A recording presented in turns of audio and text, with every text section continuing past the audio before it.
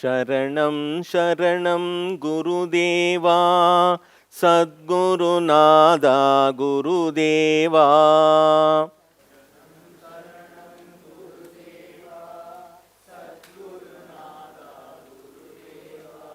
சரணம் சரணம் குருதேவா சத்குருநாதா குருதேவா.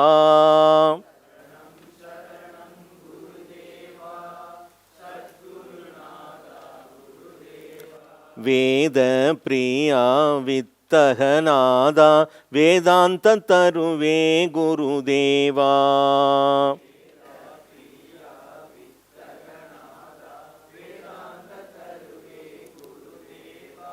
வேத பிரியா வித்தகநாதா வேதாந்த தருவே குருதேவா.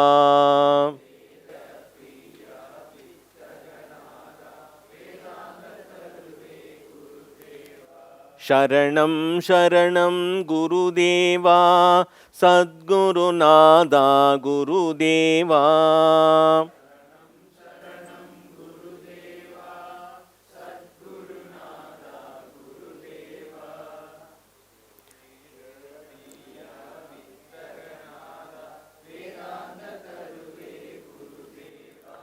எங்கும் இறைவன் எதிலும் இறைவன் உன்னில் இறைவனை காண் என்றாய்.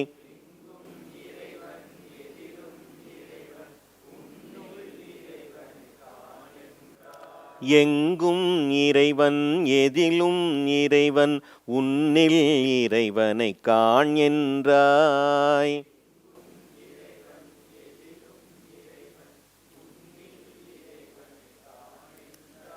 இருப்பது எல்லாம் இறைவன் தானே என்றொரு விளக்கம் தந்திட்டாய். இருப்பது எல்லாம் இறைவன் தானே என்றொரு விளக்கம் தந்திட்டாய்.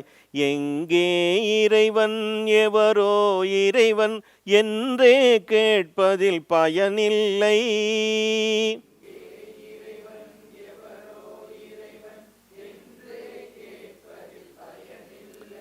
எங்கே இறைவன் எவரோ இறைவன் என்றே கேட்பதில் பயன் இல்லை.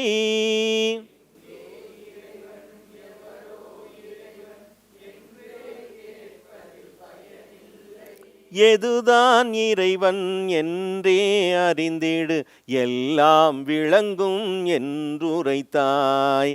எதுதான் இறைவன் என்றே அறிந்திடு எல்லாம் விளங்கும் என்றுரைத்தாய். சரணம் சரணம் குரு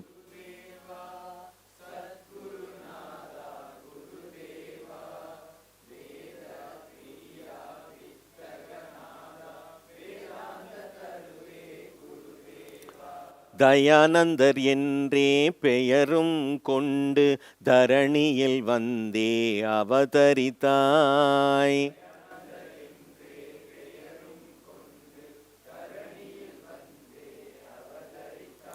தயானந்தர் என்றே பெயரும் கொண்டு தரணியில் வந்தே அவதரித்தாய்.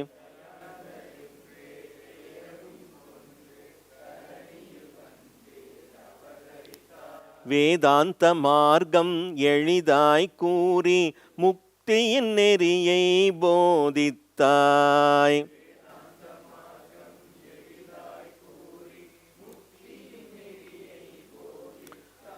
தயானந்தர் என்றே பெயரும் கொண்டு தரணியில் வந்தே அவதரித்தாய்.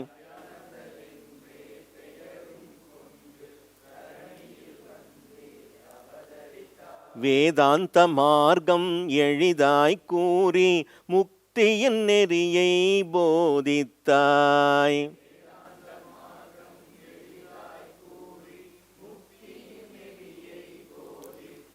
காண்போர் கேட்போர் கருத்தினில் கலந்தாய் கருணை கடலே குருதேவா.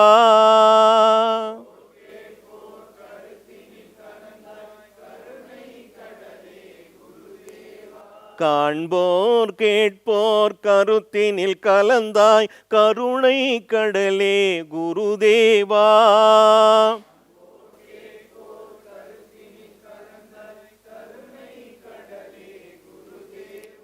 கற்பகத்தருவே பொற்பதத்திருவே தயாசாகரா குருதேவா.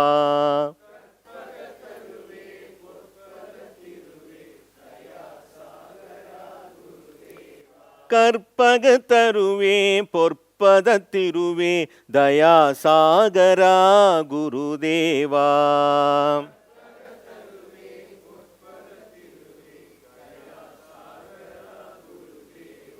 சரணம் சரணம் குருதேவா சத்குருநாதா குருதேவா.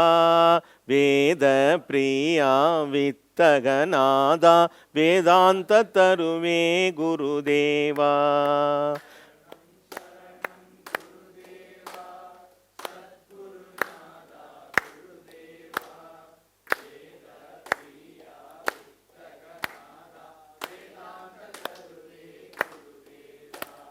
சரணம் சரணம் குருதேவா சத்குருநாதா குருதேவா. வேத பிரியா வித்தகநாதா வேதாந்த தருவே குருதேவா. ரிப்பீட். சரணம் சரணம். சரணம் சரணம் குருதேவா சத்குருநாதா குருதேவா.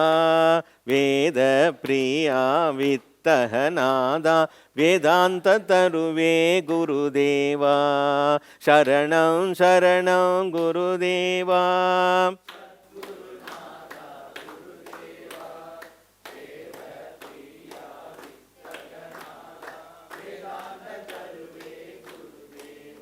வேதாந்த தருவே குருதேவா. வேதாந்த தருவே குருதேவா.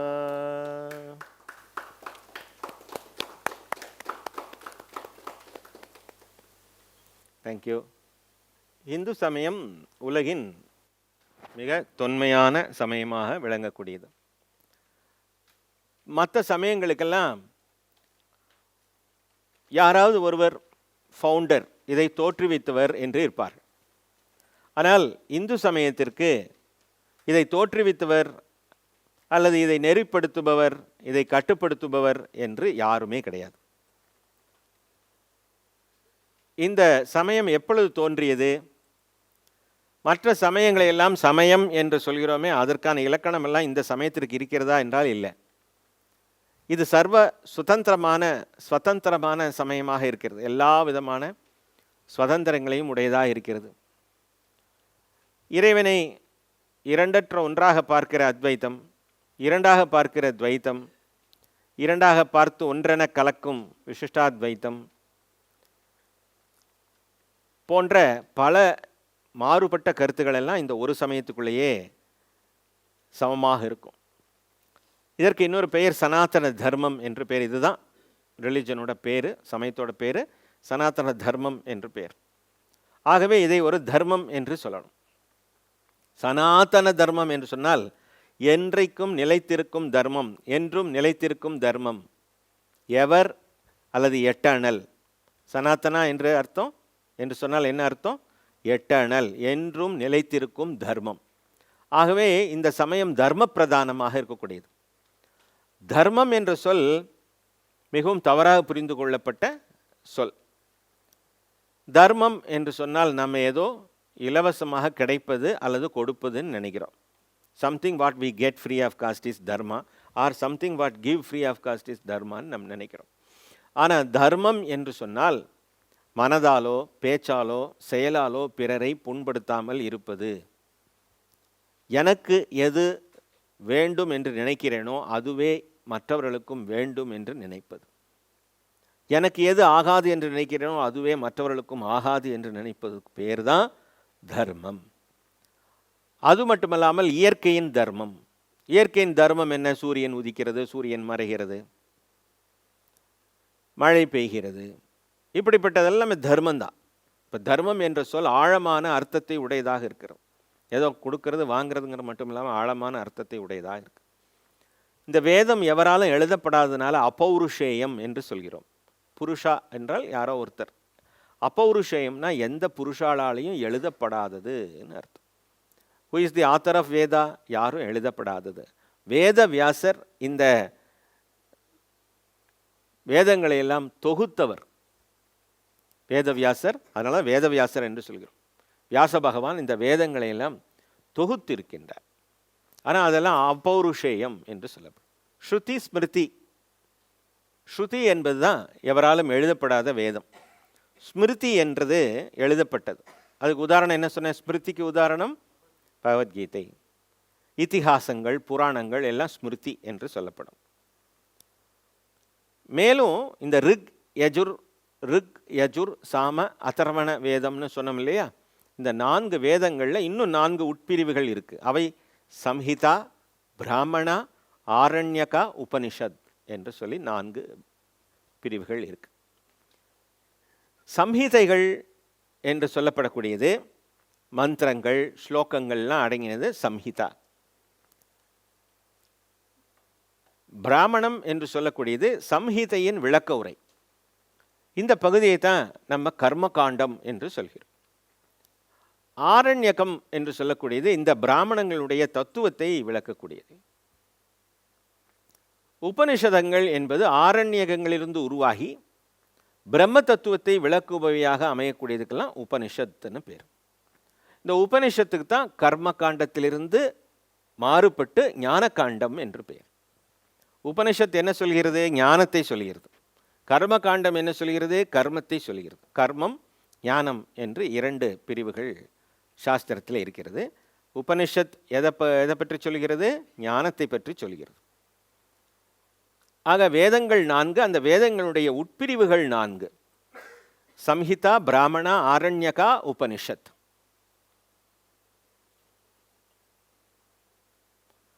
பிறகு உபவேதம் என்று இருக்கு. ரிக்வேதத்தை சார்ந்து ஆயுர்வேதா, இது மருத்துவத்தை அடிப்படையாக கொண்டது. யஜுர்வேதத்தை சார்ந்து யுத்த சாஸ்திரா, அது தனுர்வேதம் என்று சொல்லப்படும். நாட்டிய சாஸ்திரம், சங்கீதம் எல்லாம் சாமவேதத்தை அடிப்படையாக கொண்டு கந்தர்வ வேதம் என்று சொல்லப்படும். அர்த்தசாஸ்திரம் என்பது பொருளாதாரத்தை பற்றி பேசக்கூடியது, எக்கனாமிக்ஸ். அது அதர்வ வேதத்தை சார்ந்ததாக இருக்கக்கூடியது.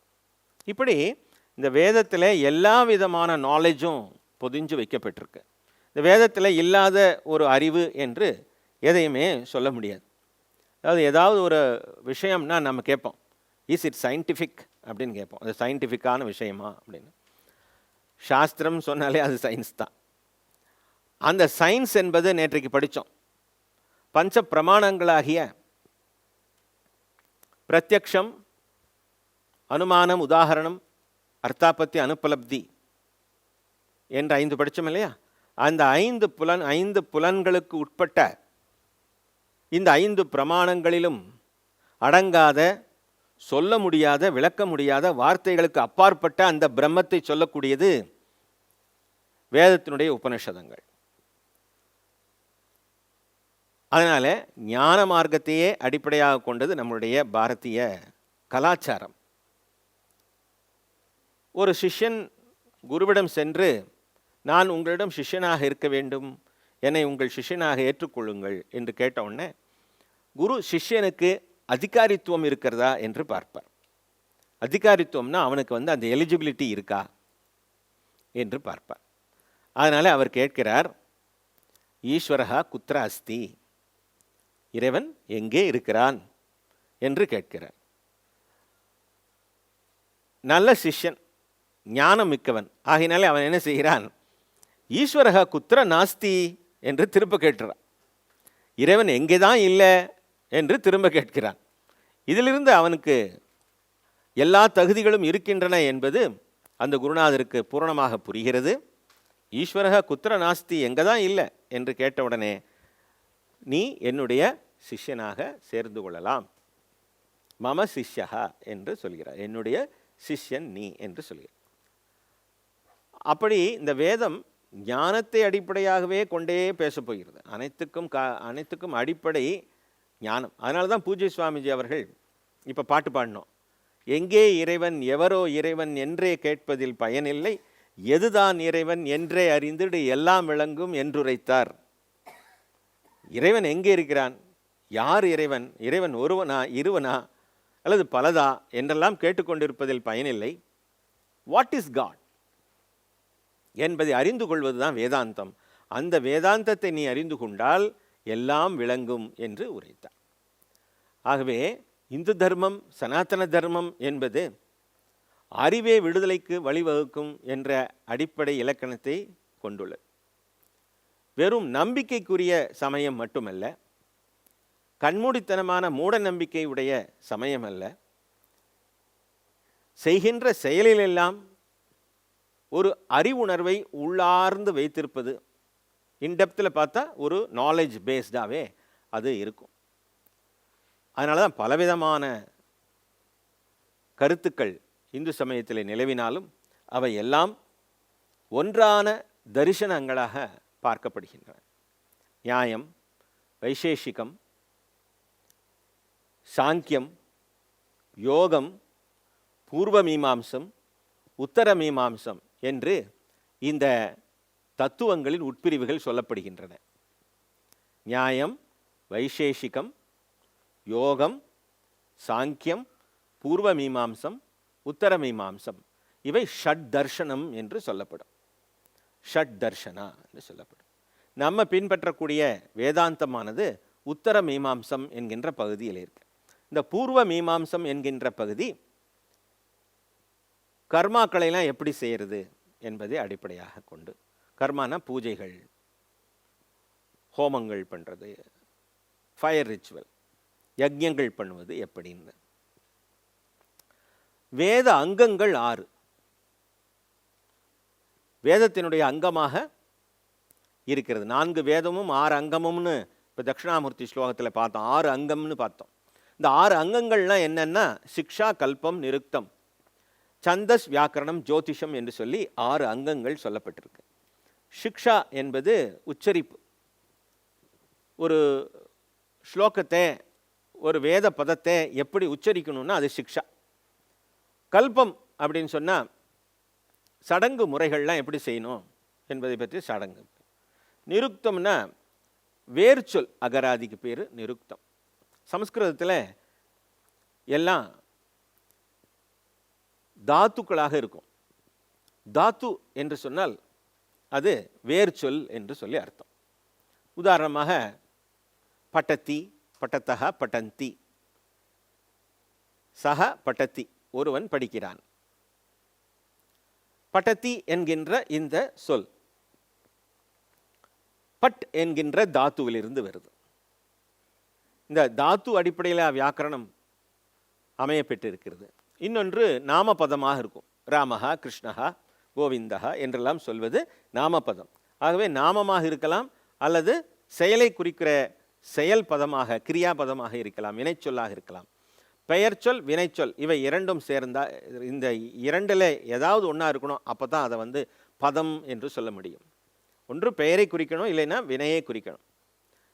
இந்த பதங்களினுடைய வேறு சொல்களெல்லாம் சொல்கிறது நிருக்தம். சந்தஸ்ன்னு சொல்லக்கூடியது ஒரு செய்யுள் எப்படி அமைய வேண்டும், எத்தனை எழுத்துக்களில் அமைய வேண்டும். இப்போ பகவத்கீதையை எடுத்துக்கொண்டால் 8 எழுத்துக்களாக அமைந்த 4 பகுதிகளை உடையதாக 32 அக்ஷரங்களில் இருக்கும். அதுக்கு பேர் அனுஷ்டுப் சந்தஸ். 44 அக்ஷரங்களில் அமைந்தால் திருஷ்டுப் சந்தஸ். 24 அக்ஷரங்களில் அமைந்தால் காயத்ரி சந்தஸ். இப்படி சந்தஸ் என்பது செய்யுளுடைய முறை. நம்ம குறள் என்று சொல்கிறோம், நாலடியார்னு சொல்கிறோம். அது மாதிரி சமஸ்கிருதத்தில். அப்போ அதெல்லாம் சொல்லக்கூடியது சந்தஸ். அடுத்தது வியாக்கரணம். வியாக்கரணம் என்றால் கிராமர். கிராமர் இல்லைன்னா லாங்குவேஜே கிடையாது. ஆனால் நமக்கு ரொம்ப பள்ளிக்கூடத்தில் படிக்கும் பொழுது கசப்பான விஷயமா இருக்கிறதுல கணக்குக்கு அடுத்தது கிராமர் தான். பிடிக்கவே பிடிக்காது கிராமர் கிளாஸ். என்னது இது கிராமர் அப்படின்னு சொல்லி, சப்ஜெக்ட், ஆப்ஜெக்ட், ப்ரெடிகேட், கிராமரே வேண்டான்னு நினைப்போம். ஆனால் அந்த கிராமர் இல்லைன்னு சொன்னால் நமக்கு வாழ்க்கையில் அர்த்தம் புரியாது. அந்த பாடத்தினுடைய விளக்கம் நமக்கு தெரியாது. ஆனால் வியாக்கரணம் ரொம்ப முக்கியம். அடுத்த அங்கம் ஜோதிஷம். ஜோதிஷம் ஆகப்பட்டது ஒளிரும் பொருள்களின் விஞ்ஞானம் என்று சொல்லப்படுது. The science of illumining objects. The science of illumining objects. ஒளிரும் பொருள்களின் விஞ்ஞானம்னு சொன்னோம். அப்போ ஒளிரும் பொருள்கள் யாவை என்றால் கிரகங்கள். சூரியன் ஒரு நட்சத்திரம். நட்சத்திரம்னா தானே சுய ஒளி உடையது. கிரகம் என்றால் அந்த ஒளியை கிரகித்து திருப்ப கொடுப்பது.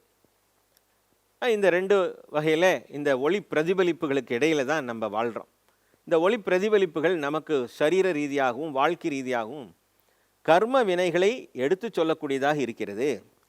காலத்தை நிர்ணயம் செய்யக்கூடியதாக இருக்கிறது. திருவள்ளுவர் குறளிலே ஒரு குறளை சொல்கிறார். ஞாலம் கருதினும் கைகூடும் காலம் கருதி இடத்தால் செய்யும்.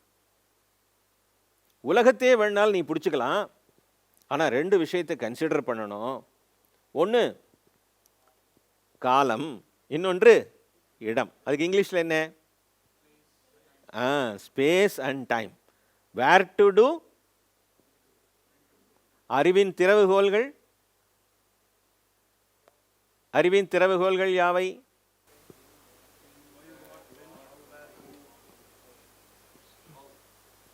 அறிவின் திறவுகோல்கள். அதில் இந்த இரண்டு வென் வேர் என்ற இரண்டை எடுத்துக்கொண்டோம் என்றால் அதுதான் ஜோதிஷம். நம்ம சாஸ்திரங்களில் எதுவுமே நம்ம கேட்போம், ஜோதிஷத்தில் உங்களுக்கு நம்பிக்கை இருக்கா இல்லையா? ஜோதிஷத்தில் எனக்கு நம்பிக்கை கிடையாது என்று சொல்லிக்கொள்வது ஒரு மாடர்ன் சயின்டிஃபிக் டெம்பரமெண்ட்டுன்னு நம்ம நினைக்கிறோம். ஆனால் ஒரு ஹிந்துவாக இருந்துக்கிட்டு ஜோதிஷத்தில் நம்பிக்கை இல்லைன்னு சொல்கிறது அதர்மம். ஏன்னா ஜோதிஷம் ஹிந்து தர்மசாஸ்திரத்தில் ஒன்றா இருக்குது. இது தர்மசாஸ்திரம், அதில் வேதத்தினுடைய அங்கமாக இருக்கிறது. ஆகவே ஜோதிஷம் மட்டுமல்ல, நம்ம சனாதன தர்மத்தில் இருக்கக்கூடிய அத்துணை சாஸ்திரங்களும் புரிந்து கொள்ளப்பட வேண்டியவை. To be understood, need not be believed. இந்த பிலீஃப் எல்லாம் அடுத்த சமயத்துக்கு பொருந்தும், நம்ம சமயத்துக்கு பொருந்தாது. You need not believe God, you have to understand God. You have to understand God.